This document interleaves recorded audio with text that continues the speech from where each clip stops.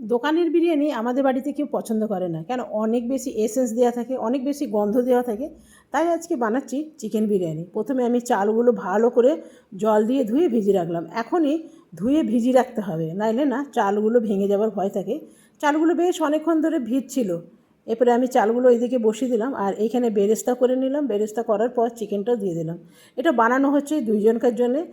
চিকেনটা ভাজা ভাজা হয়ে গেছে। এরপরে বেসিক মশলা দিয়ে দিলাম, জিরে, আদা, ধনে, শুকনো লঙ্কা বাটার, কাঁচা লঙ্কা বাটার সব কিছুই দিয়ে দিলাম গরম মশলা, হলুদ।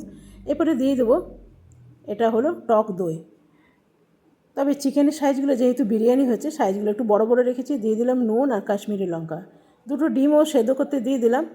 আর এরপরে ভাতটা আমার একদম 60% কুক করেছি, 80% না, 60%। আর সে বাকিটুকু কড়াইয়ের মধ্যেই হয়ে যাবে। দিয়ে দিলাম মিঠা আতর, কেওড়া ওয়াটার, আর দিলাম একটু ফুড কালার। আলুগুলো উপর থেকে দিয়ে দিলাম, কারণ কি আলুগুলো আর একটু সেদ্ধ হবে। উপর থেকে দিয়ে দিলাম নুন, বেরেস্তা, আর দিয়ে দিলাম ঘি। আমার বিরিয়ানি কিন্তু একদম রেডি হয়েছে। দোকানের চেয়ে 1000 গুণ ভালো হয়েছে।